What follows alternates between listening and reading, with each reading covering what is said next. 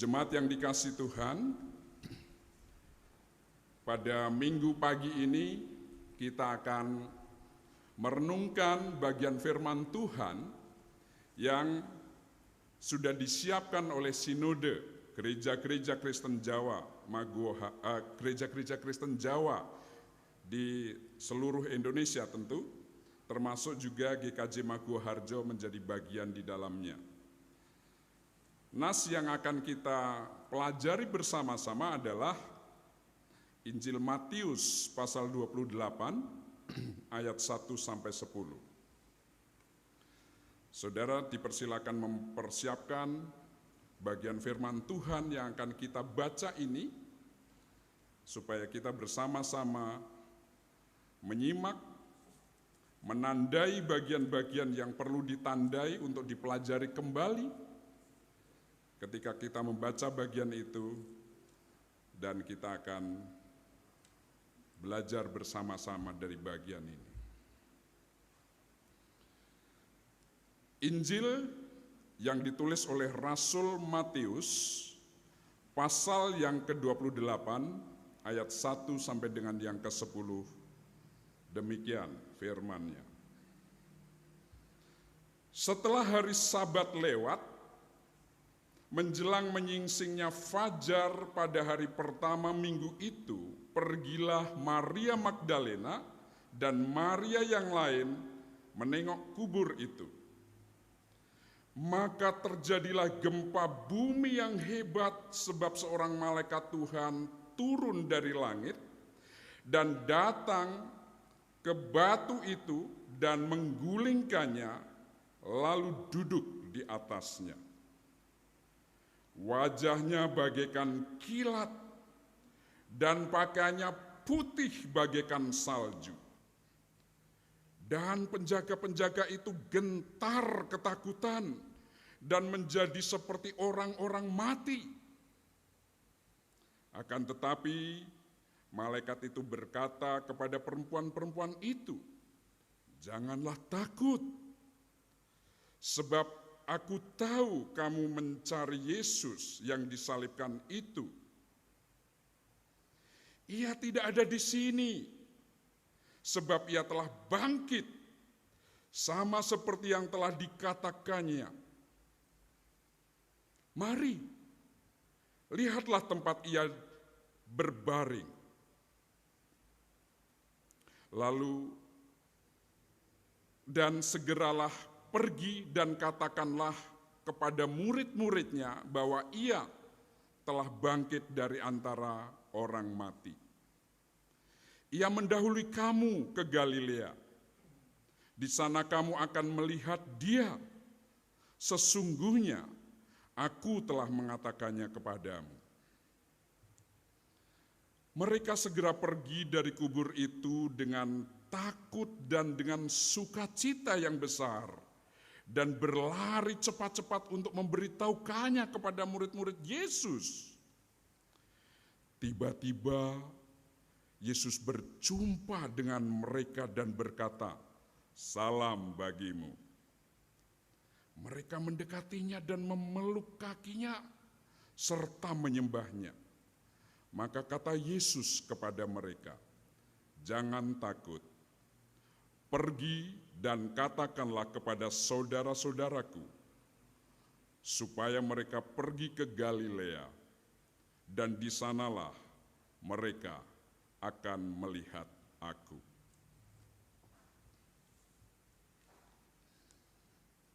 Demikianlah Injil Yesus Kristus. Haleluya.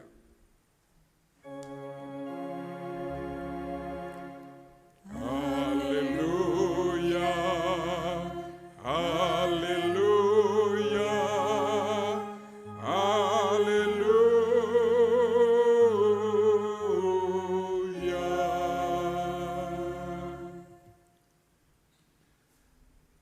Shalom. Selamat pagi.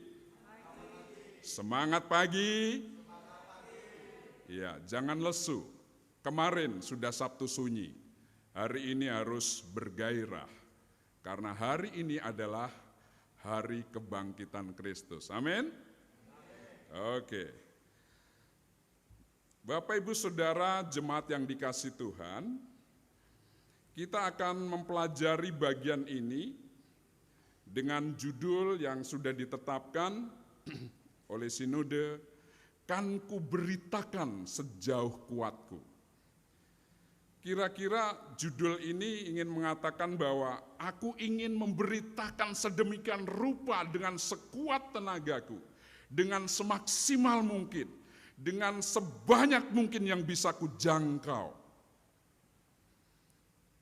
Ini semangat yang luar biasa dari para pemberita Injil, berita sukacita yang ada di dalam Kristus Yesus, penebusan yang ada di dalam Dia, keselamatan yang Tuhan berikan, yang kepada kita satu-satunya nama diberikan, yaitu Yesus Kristus yang menyelamatkan kita dari dosa. Nah, Bapak Ibu Saudara yang dikasihi Tuhan, kita baru saja meninggalkan mulai hari ini apa yang disebut Pekan Suci. Pekan Suci secara khusus dimulai dari hari Minggu yang lalu sampai pada hari Minggu pagi ini. Ada beberapa peristiwa yang sangat penting di sana. Saudara bisa melihat dari bagian-bagian yang kita sudah renungkan bersama-sama, dan juga saya membuat ringkasan peristiwa apa saja yang paling penting di dalam Pekan Suci itu. Pada hari Minggu yang lalu, 2000 tahun yang lalu, Yesus memasuki kota Yerusalem menunggangi seekor keledai muda. Dia dielu-elukan sebagai raja dengan lambaian daun palem dan teriakan Hosana, Hosana, diberkatilah dia. Hosana, Hosana anak Daud. Tetapi peristiwa itu tidak lama. Hanya 4 hari, lalu kemudian kita sampai kepada hari Kamis Putih. Hari di mana Yesus Kristus bergumul dengan sangat berat di Taman Getsemani. Digambarkan di dalam Injil Lukas sampai keringatnya, tetesan-tetesan keringatnya bagaikan darah. Tetesan darah. Dia bergumul, "Bapa, jikalau kiranya mungkin cawan ini lalu daripadaku, tapi jangan kehendakku yang jadi, kehendakmu-lah yang jadi." Kemudian mereka meninggalkan Getsemani dan mereka sampai kepada bagian yang sangat menjadi pertanda dari gereja sampai zaman sekarang, yaitu perjamuan malam terakhir. Di gereja kita kenal dengan nama perjamuan kudus atau perjamuan suci, Bujono Suci dalam bahasa Jawa. Dan itulah perjamuan yang terakhir antara Yesus dengan para murid. Karena setelah itu, Yesus berada di alam lain yang tidak lagi bersama-sama dengan murid, yaitu dalam 3 hari yang paling berat, juga buat para murid.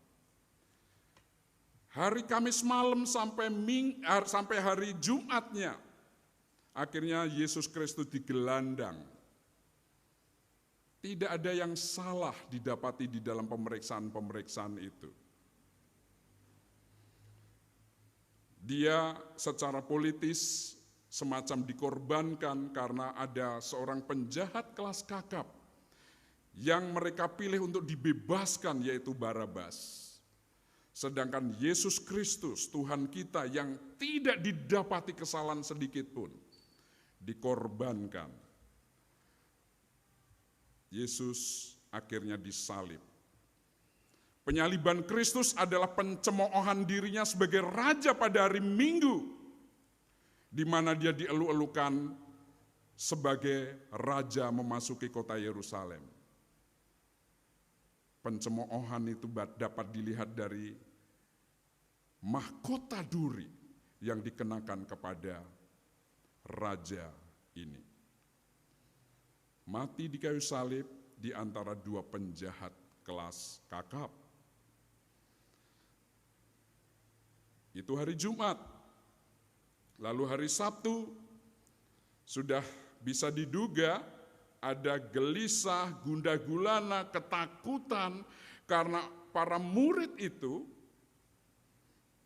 mengharapkan Yesus itu akan menjadi pahlawan yang luar biasa, dan sebagian besar orang Israel mengharapkan Yesus menjadi pelepas dari kekaisaran Romawi pada saat itu. Tetapi ternyata di mata mereka Yesus mati sangat mengenaskan. Diperhitungkan di antara orang-orang yang sangat jahat, sangat tidak manusiawi. Tetapi sesuai dengan janjinya, rombak bait Allah itu, dan aku akan membangunnya dalam 3 hari. Dan dia bangkit dari maut pada hari Minggu pagi yang masih buta itu. Nah, saudara-saudara, ini merupakan pernyataan kemenangan yang tidak bisa terbantahkan oleh siapapun. Kuasa yang paling hebat adalah kuasa kematian, yang di dalamnya iblis berkuasa. Tetapi kematian tidak dapat menahan Yesus Kristus, Tuhan kita. Kita telah melihat ayat 1 sampai ayat 10 dari Matius pasal 28 ayat 1 sampai 10. Mari kita lihat dari judul tadi, kira-kira apa yang kita bisa pelajari. Setelah saya membaca teks ini beberapa kali, memahaminya, oh ini yang dimaksudkan dengan judul, akan kuberitakan sejauh kuatku. Ini ada pada tokoh Maria Magdalena. Ada 3 hal yang akan kita pelajari. Siapa dan mengapa atau bagaimana tentang Maria Magdalena. Mari kita lihat yang pertama, dia memiliki iman yang bersifat pribadi.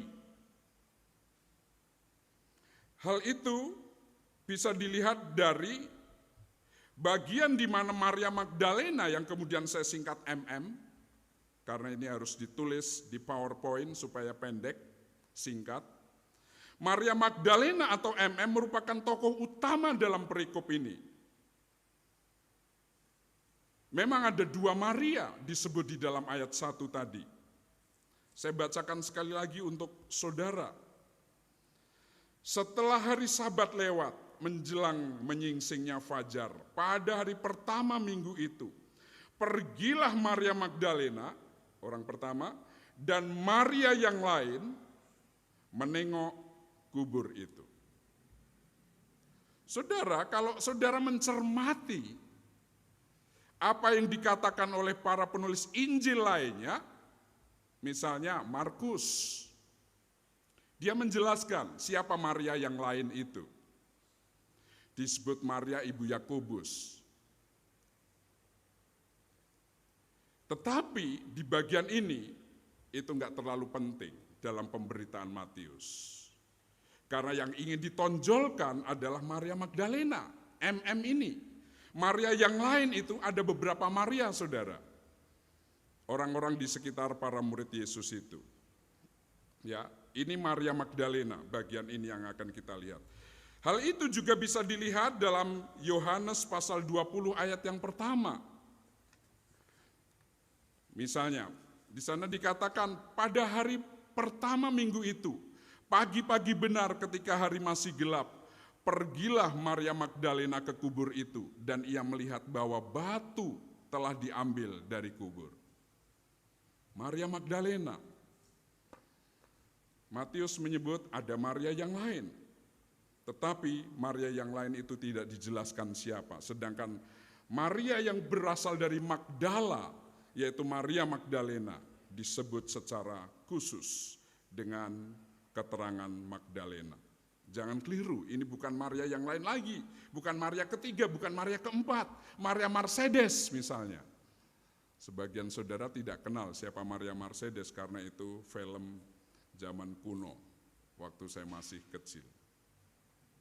Ya, Maria Magdalena memiliki pengalaman pribadi bersama Yesus. Misalnya kalau kita lihat dari Lukas pasal 8 ayat 2, siapa Maria Magdalena? Dikatakan di sana oleh Lukas, dan beberapa orang perempuan yang telah disembuhkan dari roh-roh jahat atau berbagai penyakit, yaitu Maria yang disebut Magdalena, yang telah dibebaskan dari 7 roh jahat. Jadi dia memiliki pengalaman rohani yang pribadi dengan Yesus. Istilah zaman sekarang ada perjumpaan pribadi yang sangat khusus. Bukan kata orang, bukan iman kelompok, tetapi iman pribadi antara dirinya dengan juru selamat itu. Matius ingin memberikan kepada kita gambaran bahwa dia memiliki iman yang sifatnya pribadi, bukan kolektif. Maria Magdalena sangat kehilangan Yesus ketika Tuhan yang sangat dihormatinya itu disalibkan. Anda bisa melihat ke pasal sebelumnya, yaitu Matius pasal 27 ayat yang ke-61. Pasal 27 ayat 61. Saya bacakan untuk kita.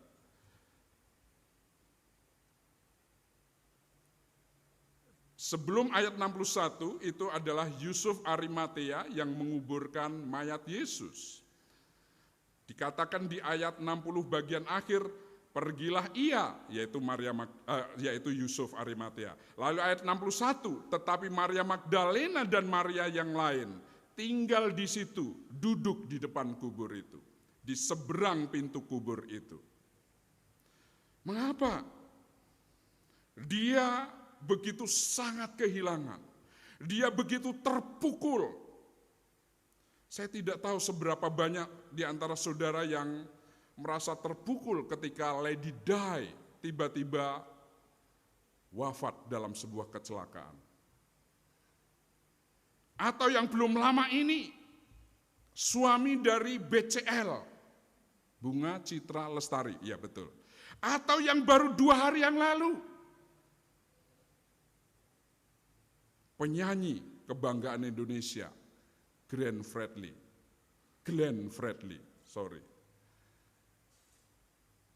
Ada banyak netizen yang mengatakan saya sangat kehilangan.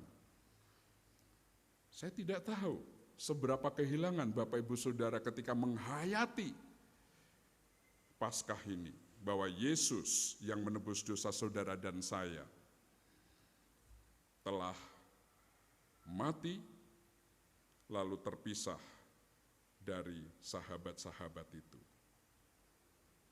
Dia sangat kehilangan. Bahkan kalau saudara dan saya belajar dari Yohanes pasal 20 ayat 11 sampai 18, ada hal yang khusus yang disebut-sebut di sana bahwa Maria Magdalena begitu istimewa dibandingkan Maria yang lain.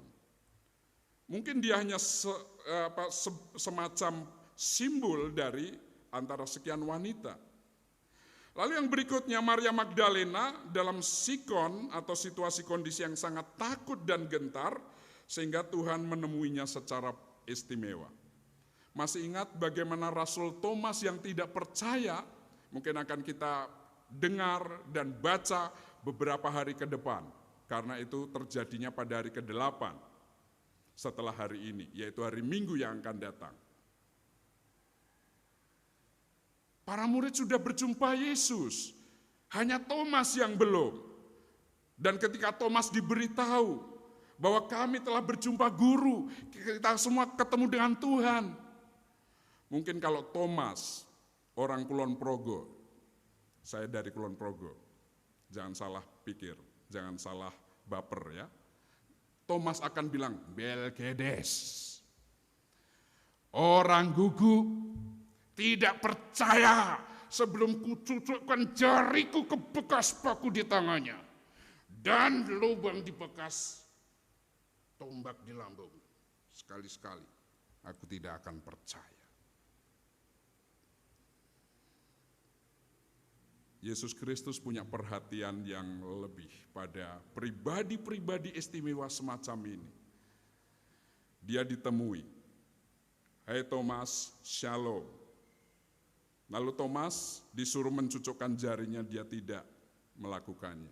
Dia langsung percaya, bahkan menyembah Yesus. Nah, Maria Magdalena dalam bacaan kita hari ini, pada minggu pagi itu, disebutkan secara istimewa, dia ditemui oleh Yesus sebelum para murid yang lain. Jadi dia memiliki iman yang bersifat pribadi. Mari kita lihat yang kedua, mengenali tanda peristiwa ajaib di dalam Yesus. Ada 3 hal yang saya ingin sampaikan, kita pelajari menjadi berkat bagi kita. Yang pertama adalah gempa bumi yang hebat. Kalau Bapak Ibu Saudara ikut ibadah Jumat Agung atau membaca sendiri di rumah ayat-ayat yang berkaitan dengan Jumat Agung, maka Bapak Ibu akan menjumpai terjadinya gempa yang hebat ketika Yesus dipalang di kayu salib dan dia berteriak, Eloi, Eloi, lama sabachthani. Meregang nyawa. Ya Tuhan, ya Allahku, mengapa Engkau meninggalkan aku? Ada gempa bumi yang dahsyat, tidak dicatat berapa skala Richter memang. Tetapi apa yang terjadi kita bisa lihat gambarannya betapa dahsyatnya gempa itu. Tabir bait Allah yang menjadi tirai pembatas dari ruangan kudus dan ruangan maha kudus terbelah jadi 2. Apa artinya? Tidak ada lagi ruangan kudus dan ruangan maha kudus. Dulu orang mewakilkan imam besar menuju ke ruangan maha kudus untuk berdoa, untuk minta ampun pada Tuhan. Tetapi sekarang sejak Yesus Kristus, peristiwa penyaliban itu tidak ada lagi. Jadi semua orang bisa datang kepada Allah. Luar biasa. Perjanjian lama seolah-olah selesai. Sekarang zamannya perjanjian baru. Dengan cara baru. Orang tidak lagi di bait Allah harus bertemu dengan Allah. Tetapi secara pribadi. Apalagi jika dia sudah jadi milik Kristus. Roh Kudus sudah ada di dalamnya. Sehingga dia bisa bicara secara pribadi. Jadi pada hari Jumat terjadi gempa besar. Hari itu terjadi lagi. Bisa dibayangkan seperti apa takutnya. Waktu gempa besar tahun 2006 itu, saya sampai melotot. 5:30 pagi. Apa ini?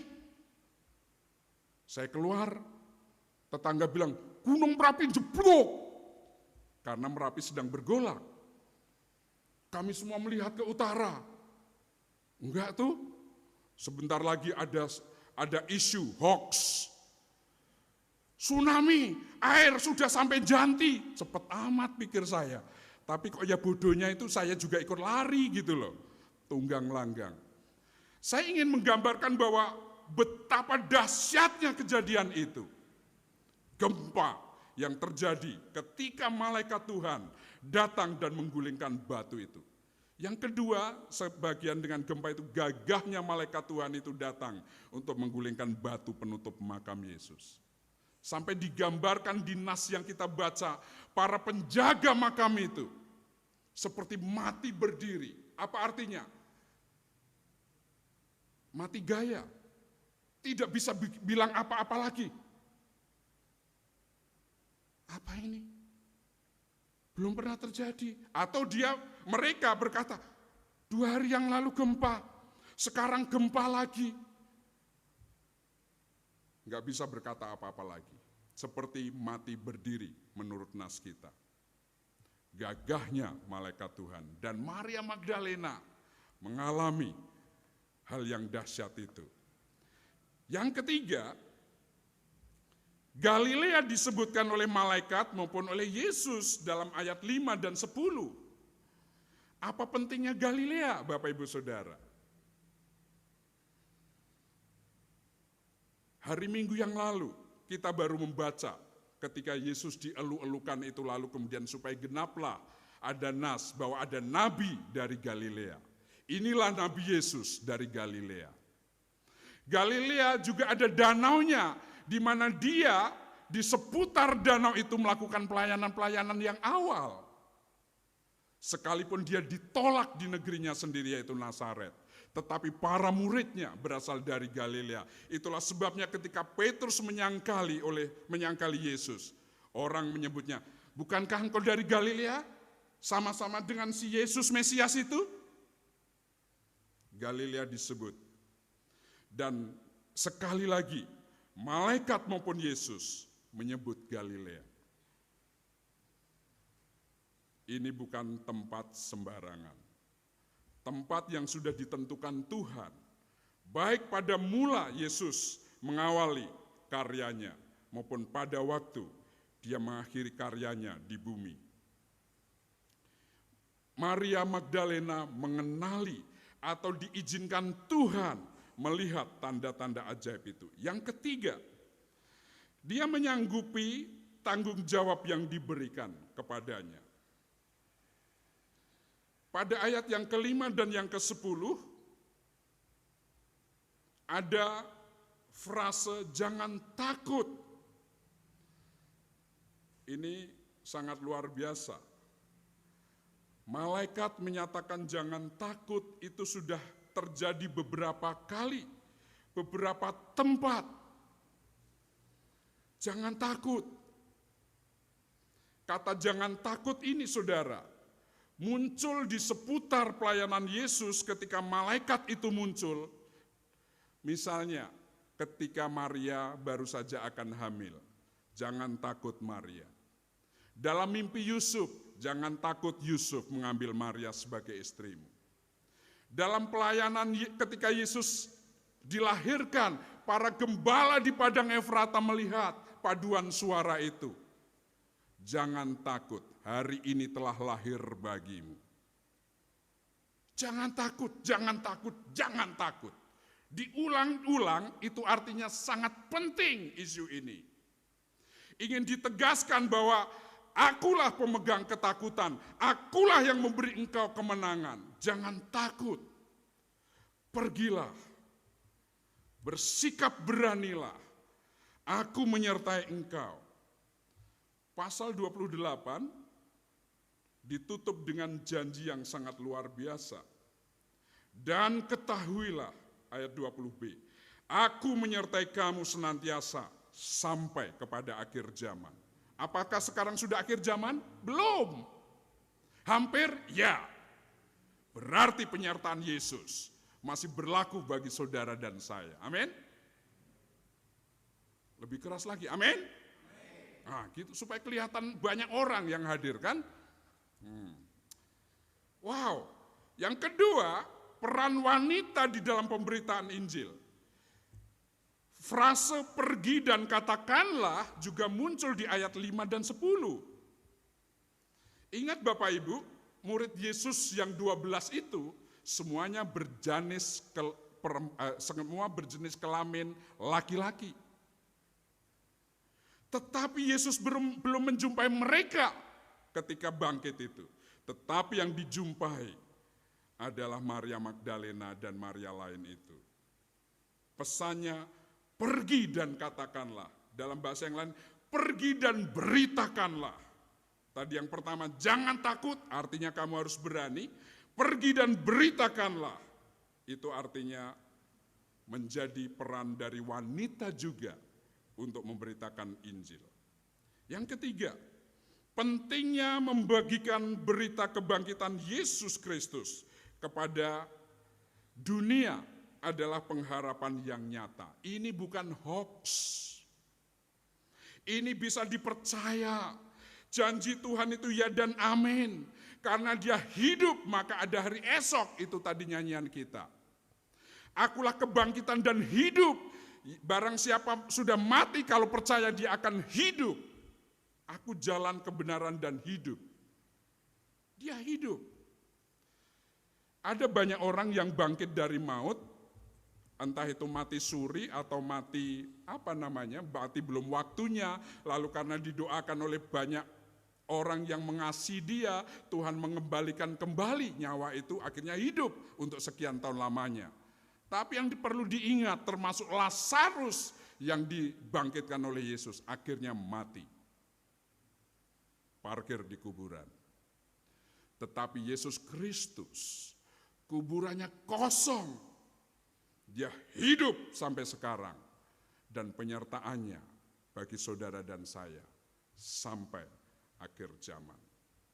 Peristiwa perjamuan Tuhan juga selalu mengingatkan kita, kerjakan ini, perbuatlah ini untuk mengingat akan daku, kematian dan sengsara Kristus bagi penebusan dosa.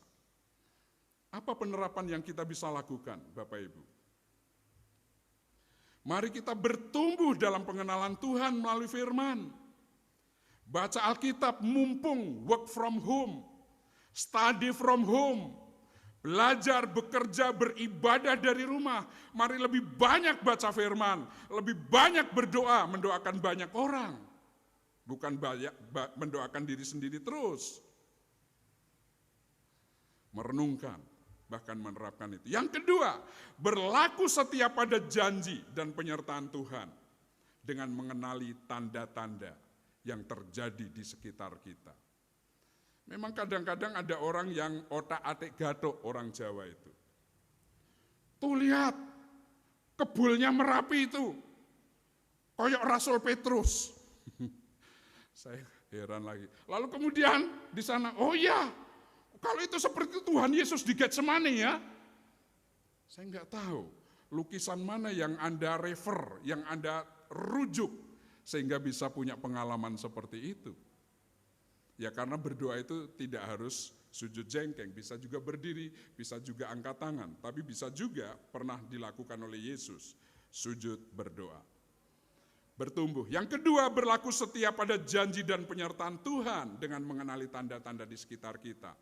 Dan yang ketiga, berbagi berita sukacita yang membangun, yang konstruktif, bukan yang destruktif, bukan yang hoax, tetapi yang membangun, yang menguatkan imun orang lain, bukan sesuatu yang membuat sesak dada atau sesak nafas ketika membaca itu.